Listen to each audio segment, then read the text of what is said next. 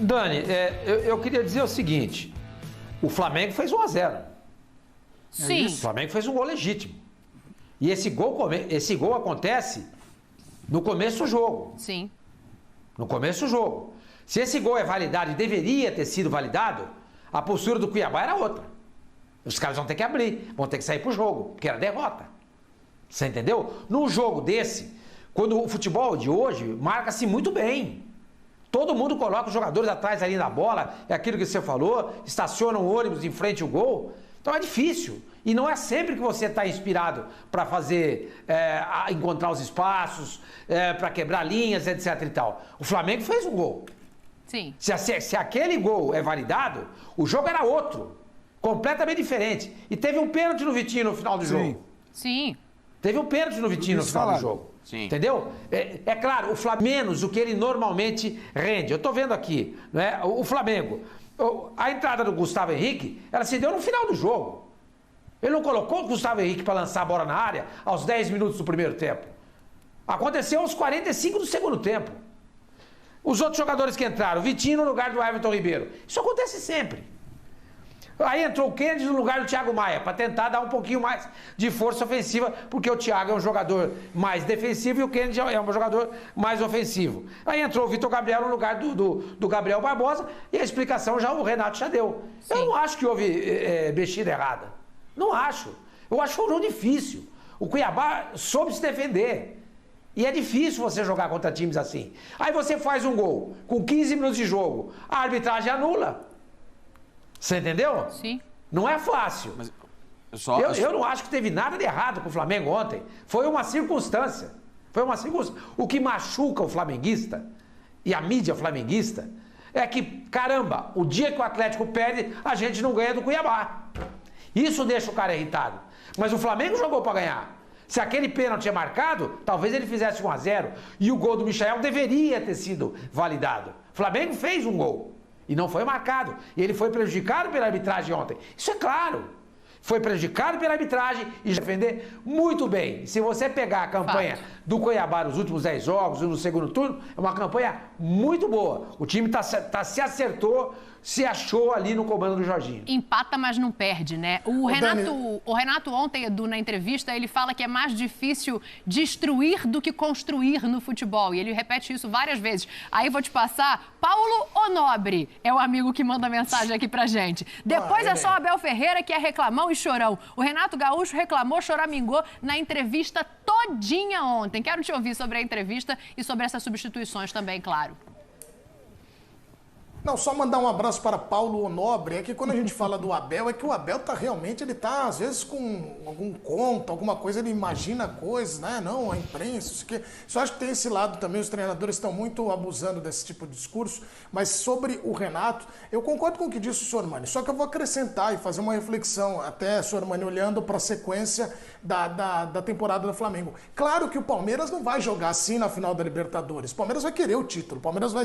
Só que o Palmeiras viu, e o Abel certamente olhou essa partida. Um ponto mais próximo do Atlético, o Flamengo está mais longe do título. Porque eu entendo que o Galo não vai começar a perder em sequência. Acho que foi o que aconteceu ontem, uma exceção, depois de 18 rodadas. E aí, Facincani, essas substituições, elas entram onde nesse bolo? Se é que você enxerga como eu, que está um pouco mais longe do título, por não ter aproveitado e ganho 3 pontos no jogo de ontem? Era jogo fundamental, não tenha dúvida. Esse tipo Vou fazer uma provocação que mandaram eu fazer, tá? Eu cumpro ordens. Sim. Falaram assim, se fosse o Cuca, era Cuca-bol quando coloca o zagueiro.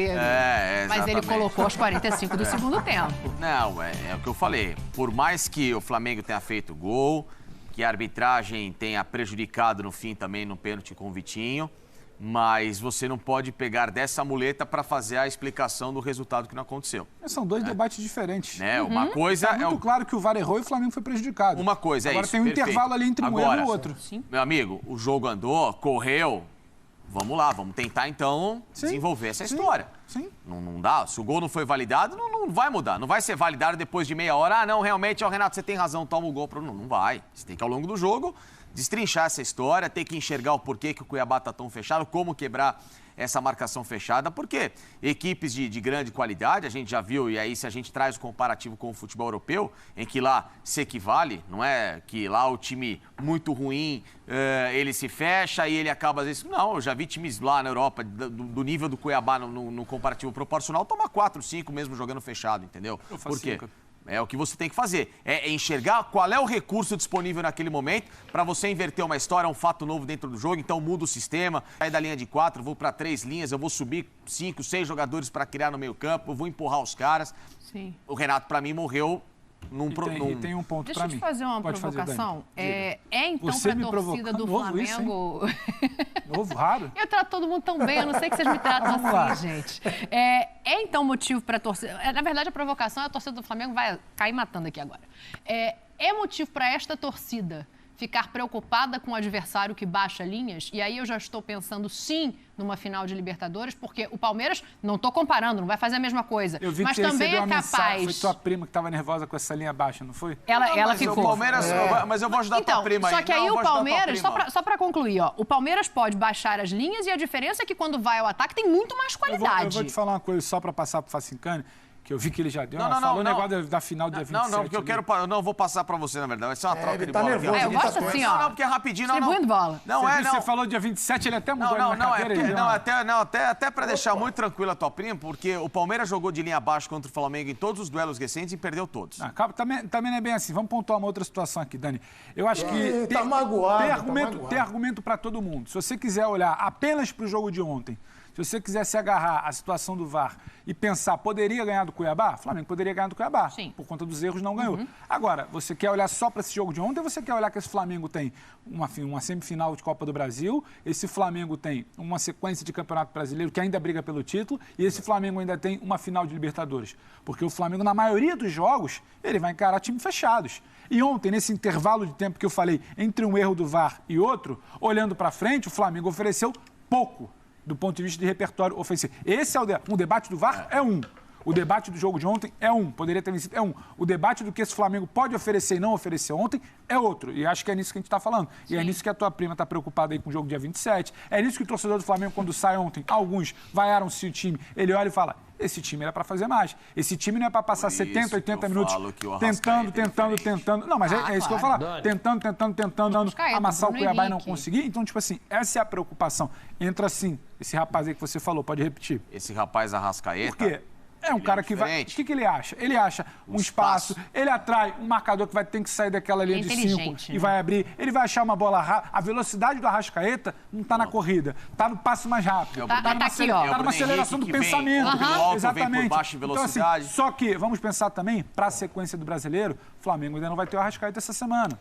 Sabe, o Bruno ainda é uma incógnita, porque voltou de lesão, teve outra lesão. Então, o Flamengo precisa começar a pensar... O Flamengo ontem tinha o Everton Ribeiro. O Flamengo ontem tinha um Gabriel, tudo bem que passou mal, o Renato explicou. O Flamengo ontem tinha um Felipe Luiz que constrói. O Flamengo tinha um Andrés que talvez recuado numa outra situação poderia oferecer outro tipo de situação. O Flamengo tem também o Michael, que se você abre campo, ele ataca. Então, assim, não dá também só para ficar pensando nisso. Eu acho que é nisso que a torcida fica debatendo, sabe? Confabulando ali. Esse time podia apresentar mais. Vai muito além simplesmente do mas o VAR errou, era pra gente ganhar ontem. Tá bom, e daqui pra frente? Olha aqui, eu citei o Palmeiras aqui, daqui a pouco a gente vai falar de Palmeiras e Internacional também, vai ser assunto no Futebol 90. Mas, Edu, o Pedro traz o Gabigol para a conversa novamente, né? Ontem ele não estava num bom dia, voltou da seleção, mas a gente tem também aí, olha, os últimos números do Gabigol. E é só porque eu citei a final da Libertadores, tá? Não é para fazer terra arrasada aqui. Mas o Sormani tem até uma tese sobre isso, que foi praga da torcida do Santos, que a última vez que ele marcou pelo Campeonato Brasileiro foi contra o Santos. Isso preocupa de alguma maneira? Ou é uma coisa que incomoda o centroavante, que incomoda o atacante?